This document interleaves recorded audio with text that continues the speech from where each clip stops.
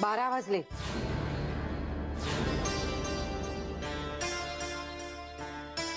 झोपा आता, सकाळी बोलूया.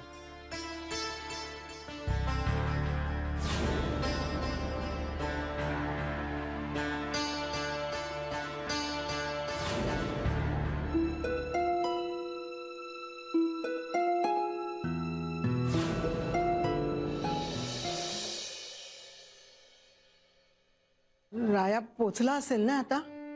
हो. त्याचा फोन कसा नाही आला अजून?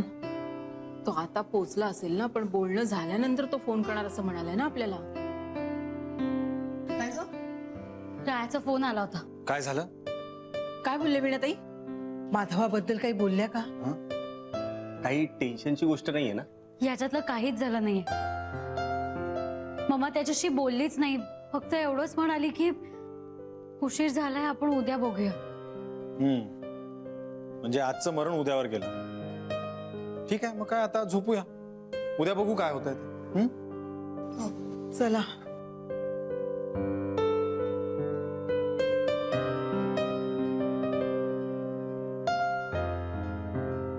प्रांजल जरा थांब, मला तुझ्याशी बोलायचंय. मंग्या, आता तो विषय संपलाय. पुन्हा या विषयावर कुणाशी काही बोलायचं नाही आणि कुणाला काही विचारायचं नाही.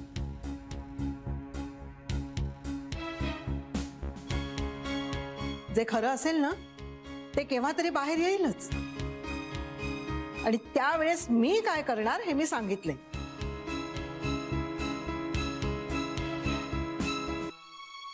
तेव्हा परत कुणाशी काही बोलायचं नाही, कळलं? काय झालं? कशाबद्दल बोलताय? अगं काय नाही, आधीच एक टेन्शन आहे, त्यात आणखी एक नवीन टेन्शन नको. नाही. तू चल झोपायला, चल. अगं चल ना, चल.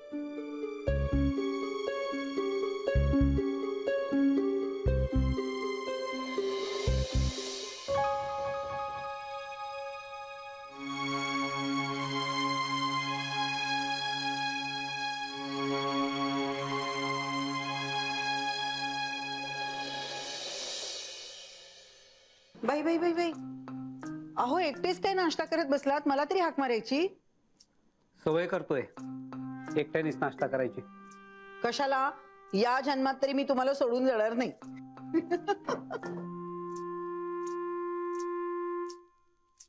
अहो मी काय म्हणते, तुम्ही जरा माझ्या बाजूने विचार केलात ना तर तुम्हाला नक्की पटेल की मी काय करते ते, कसं करते ते. मी कुठल्याही बाजूने विचार केला ना तरी तू करतेस ते अयोग्यच आहे, हेच उत्तर मिळेल.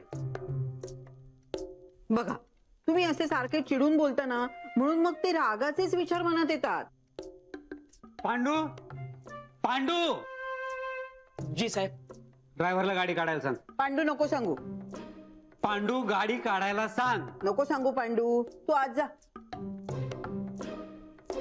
पांडू आज जा ना. बाई बाई बाई बाई, खेकसल्याशिवाय ऐकतच नाही. अहो मी काय म्हणते, तुम्ही की नाही आज ऑफिसला जाऊच नका. का? मी ना काहीतरी ठरवणार आहे आणि त्यावेळेला तुम्ही इथं असणं गरजेचं आहे. मग मी समोर नसलो तर जास्त बरं नाही का? कारण तू जे ठरवणार आहेस त्याला मी विरोध करणारच, हे नक्की आहे.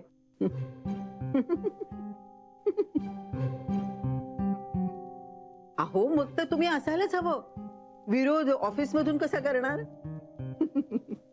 कारण तू जे काही करणार आहेस ना त्याच्यावर फक्त तुझी सही चालणार नाहीये, त्याच्यावर माझी पण सही पाहिजे, आणि ती मी करणार नाही. म्हणजे झालाच ना विरोध.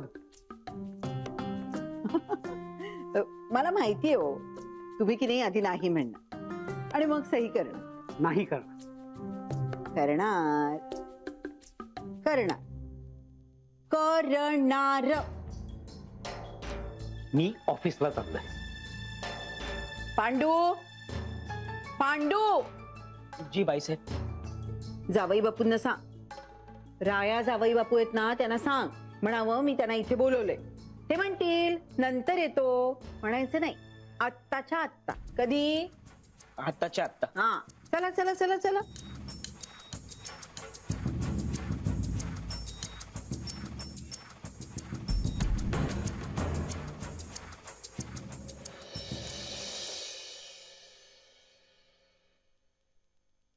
काय ग, काय झालं? झालं का गं रायाचं बोलणं? नाही, राय अजून मम्माला भेटला नाहीये. आता नाश्त्याला उतरेल ना तेव्हा भेटेल. अरे देवा, सगळं व्यवस्थित होऊ दे रे बाबा. काय व्हायचं असेल ना ते पटकन होऊ दे. उगा सस्पेन्स वाढत चाललाय. रायाचा फोन आहे. घे. हा राया, बोल. हा हा, बर ठीक आहे. मम्मानी रायाला भेटायला बोलवलंय.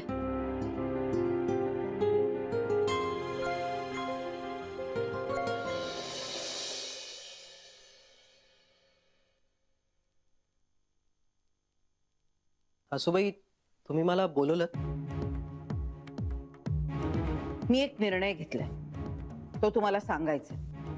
आज दुपारपर्यंत वकिलांकडून पेपर्स येतील, ते तुम्हाला साईन करायचे.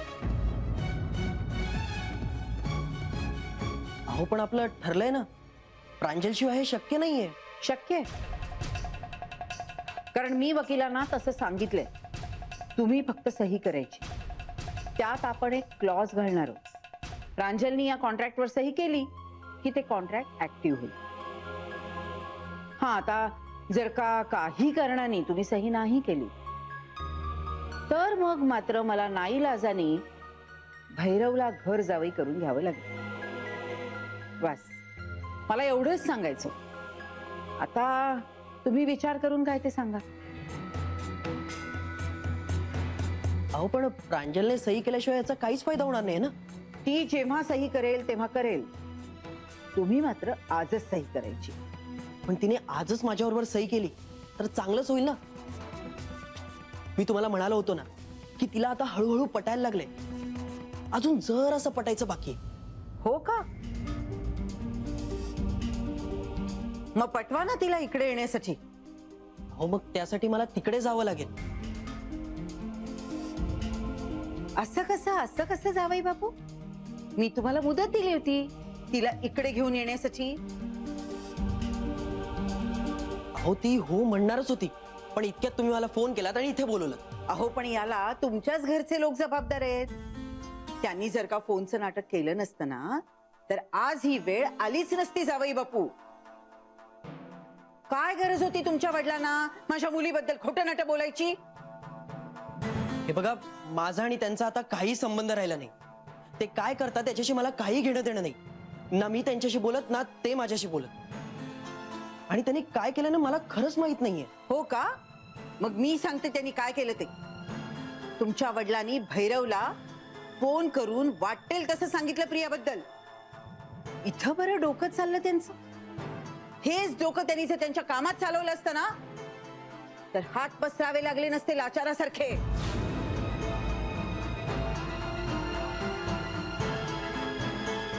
आपल्या पदरात सुद्धा एक मुलगी आहे याचा विसरच पडलाय की काय त्यांना? तिच्या बाबतीत सुद्धा कुणी असं केलं, कुणी असं बोललं तर चालणार आहे? चालणारही असेल कदाचित. मिंधेपणाने मान तुकवायची सवयच लागली ना त्यांना. पण मला हे असं अजिबात चालणार नाही. मी हे खपवून घेणार नाही. तुम्ही माझे घर जावई झालात ना जावई बापू, की एक एक हिशोब चुकता करणार आहे मी. हे बघा सासूबाई, तुम्हाला जे करायचं ना ते तुम्ही करा. पण मी जेव्हा तुमचा घर जावई म्हणून या घरात राहायला येईन ना तेव्हा त्यांचा आणि माझा काही संबंध नसेल.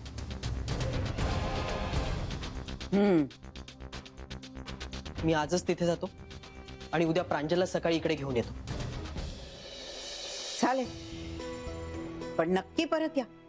कारण नाही आलात तर या घराचे दरवाजे तुमच्यासाठी कायमचे बंद.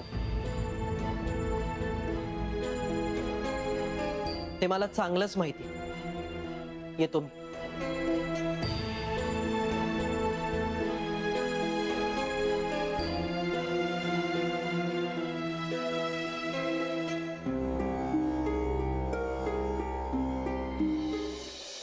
उद्या प्रांजलला तिथे घेऊन जाण्याशिवाय दुसरा पर्याय मला तरी सुचत नाही. हे म्हणजे ना साध्या केलेला जन्मठेप असा पर्याय सुचवण्यासारखा आहे. अरे तू एकदा तिला तिकडे घेऊन गेलास की जन्मभर तिकडे अडकून पडशील. राया, तू खरोखर घर जावई झालास ना तर याद राख, आयुष्यात बोलणार नाही मी तुझ्याशी. आई, जरा वेगळी धमकी दे ना. प्रत्येकाला काय सारखी तीच धमकी देतेस ग? तू गप बस रे. ही काय चेष्टा करायची वेळ आहे? राया, तुला काही दुसरं सुचते का बघ ना. का तुला खरंच त्यांच्या घरात जायचंय? आजी अगं, मी तरी कुठे हा निर्णय मनापासून घेतलाय, पण माझ्यासमोर दुसरा कुठलाच पर्याय नाहीये. अरे तू वेगळं काहीतरी बोल ना. दुसरा पर्याय नाही सारखं तेच बोलतोयस तू. हो पण त्याच्याकडे खरंच दुसरा पर्याय नसेल तो आणखी वेगळं काय बोलणार ना. हा, तुला एक माझ्या विरोधात बोलायला आवडतस ना. तुम्ही थांबा रे. राया, बघ काय सुचतंय का दुसरं. मला काय वाटतं माहितीये का दादा, की टेन्शनमुळे ना आपण दुसऱ्या शक्यतांचा विचारच करत नाही.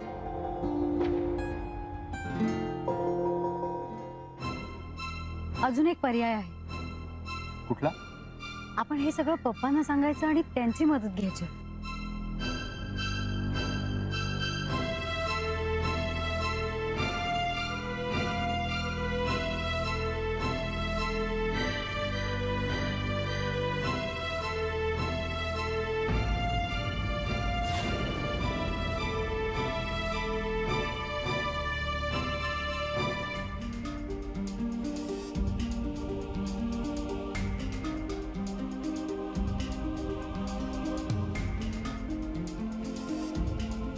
हे सगळे घराबाहेर जाऊन का बोलतात? पण ते नक्की काय मदत करणार ग आपल्याला? प्रांजल म्हणते ते बरोबर आहे. आपण एकदा सांगून बघूया ना त्यांना. त्यांच्याकडे काहीतरी मार्ग असेल, ते काहीतरी सुचवतील ना आपल्याला. नाही, आता नाही. का? मी प्रियाविषयी त्यांना फोनवरून जे काही सांगितले त्यामुळे ते चिडले असतील माझ्यावर. हे सगळं आत्ता सुचतंय तुला? अरे तेव्हाच काहीतरी विचार करायला हवा होतास. माझं एकदा चुकलं म्हणून मी म्हणलंय ना. मग हेच त्यांच्या समोर कबूल करा आणि त्यांची माफी मागून मोकळे व्हा ना. म्हणजे आणखी दुसरा पर्याय नाहीये ना आपल्या समोर. ते माझ्यावरही चिडलेले, कारण त्यांनी मला आधीच वॉर्न केलं होतं की असं काही करू नको म्हणून. हा, उगाच त्यांची चिडचिड होणार असेल ना तर नको सांगायला काही. तुम्ही दुसरा पर्याय शोधा ना. ठीक आहे, मग दुसरा पर्याय हा आहे की हे नाटक इथे संपवून टाकायचं. म्हणजे यांनी तिकडे जायचंच नाही. हा, हे बरोबर आहे. अगदी बरोबर. काय हे असं केलं तर वीणा ते चिडतील माझ्यावर. काय संबंध? हे दोघं तिकडे जाणार नाही, तुझा काय संबंध आहे? अरे त्यांना असंच वाटेल ना की मी फूस लावून त्यांना तिकडे पाठवलं आणि आता मी सांगतोय तिकडे जाऊ नका म्हणून. नाही नाही नाही, नको नको नको. तुम्ही दुसरा पर्याय शोधा. दादा मग आता तूच सांग काय ते. नाही म्हणजे उल्हासरावांना मध्ये घेतलं तर ते चिडतील, हे दोघं तिकडे गेले नाही तर वीणाबाई चिडतील. मग तिसरा मार्ग तू सांग ना काय ते. मला नाही सुचत आहे काही. हो ना, मग प्रांजल जे सांगताय ना तोच मार्ग योग्य आहे. आपण उल्हासरावांना सगळं सांगून मोकळे होऊन जाऊ. ते काय करणार आहे? कसं आहे ना दादा, आपल्या सगळ्यांचेच विचार आता खुंटत चालले. त्यामुळे आपण जर का तिसऱ्या माणसाला ही सिच्युएशन सांगितली ना, तो तटस्थपणे काहीतरी वेगळा मार्ग सुचवू शकतो. पण तो तिसरा माणूस प्रांजलचे पप्पा असतील तर बरंच ना. हा, हो, मलाही असंच वाटतं की पप्पाच यातून काहीतरी योग्य तो मार्ग काढतील. मग आपण बोलवायचं का त्यांना? हो, तू बोलाव त्यांना. म्हणजे सततची टांगती तलवार तरी राहणार नाही ना डोक्यावर. चालेल, मी आता लगेचच त्यांना फोन करते. हं?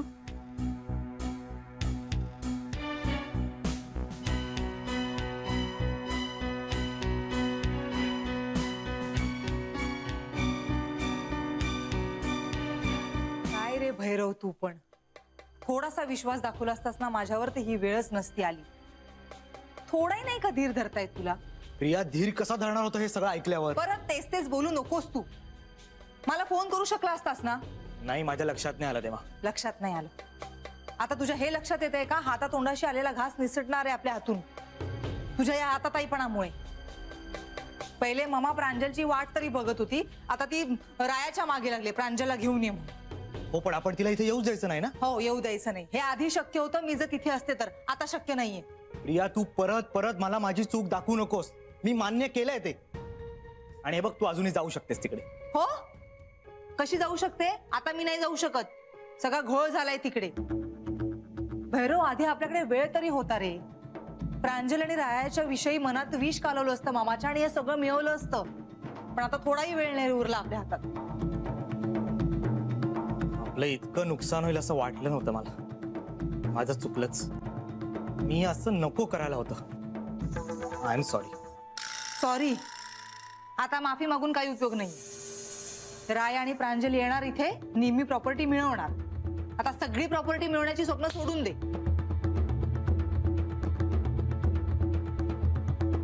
इतके दिवस मी खूप सहन केलंय, पण आता बघच मी काय करतो. हे बाबा, आता जे काही करशील ना ते प्लीज विचार करून कर. हे बघ, आता मी कोणाचा काय, कोणाचा काय?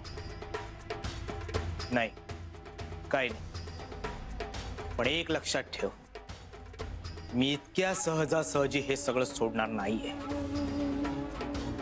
देवा, तुमचं माझ्याकडे लक्ष नाहीये असं बघून या लोकांनी मला खूप छळलंय. पण आता त्यांची वेळ आहे. नाही, तुम्ही काही करू नका. जे काही करायचंय ना ते मी करतो. तुम्ही फक्त माझ्याकडे लक्ष ठेवा.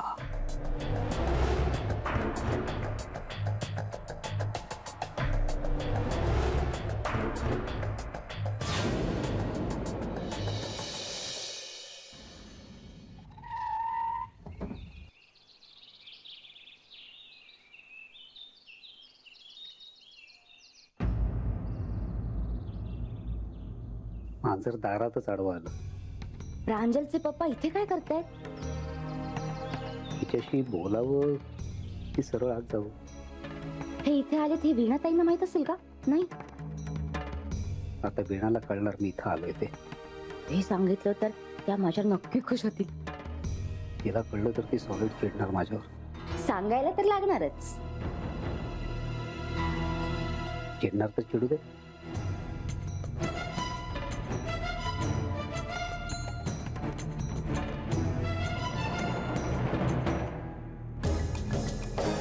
मी कितीही नाही म्हणलं ना तरी हेच लोक मला वीणाताईंकडून भेटी मिळतील असं वाटतात.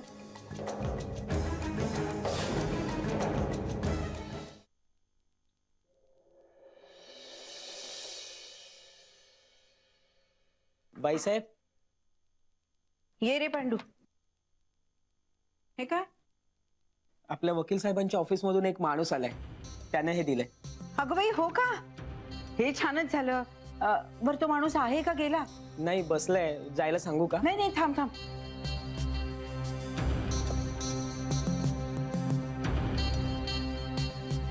हे 500 रुपये दे त्याला. जी.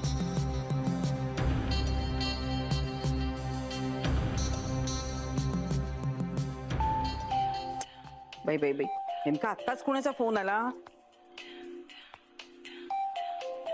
ऋता,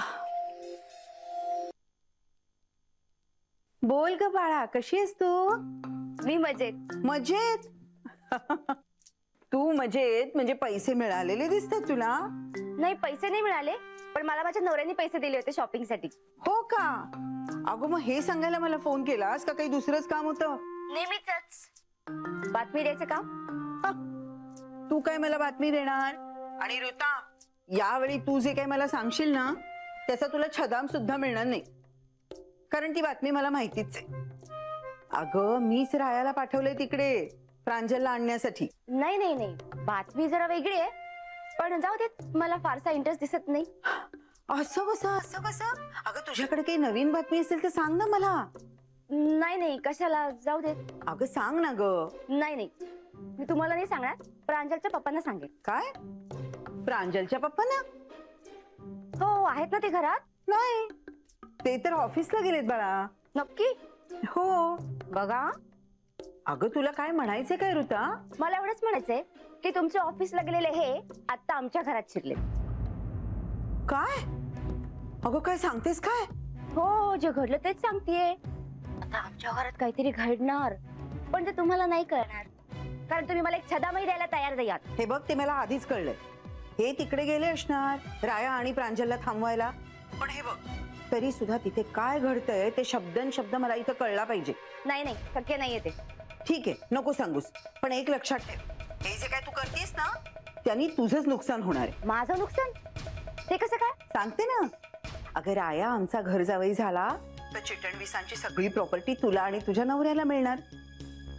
पण जर का तो आमचा घर जावई झाला नाही तर तुम्ही परत 50% येऊन थांबणार. अगो बाई हो की माझ्या लक्षातच नाही आलं हे. म्हणून तर मी तुला समजावून सांगितलं. आता बाई तूच ठरव तुला काय करायचं ते. मी काही जबरदस्ती करणार नाही. आणि तसंही तुला सांगू का ऋता, मी की नाही यांना शपथ घातली ना की हे सगळं पटापट मला सगळं सांगून टाकतात. आता तू नाही सांगितलंस ना तरी संध्याकाळी मला कळणारच. आता तूच ठरव काय करायचं. बाई बाई बाई बाई, मी एवढं सगळं जमवून आणलंय. आता हे तिथे जाऊन त्याच्यावर पाणी तर नाही फिरवणार.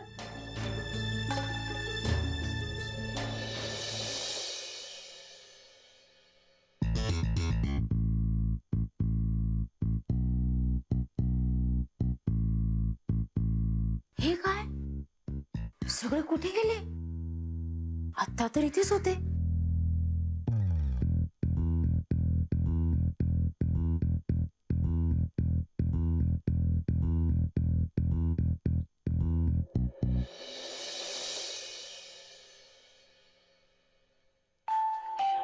वाटलंच होतं मला, या ऋताला पैशाची हाव सुटली असणार. लगेच फोन केला. काय ग ऋता, काय चाललंय का तिकडे? भुताटकी, अहो भुताटकी चालली इथे. काय? अहो मगाशी माझ्या समोर प्रांजलचे पप्पा हॉलमध्ये शिरले. त्यांचं काय बोलणं चाललंय हे ऐकायला मी आतमध्ये आले तर हॉलमध्ये कोणीच नाही, गायब.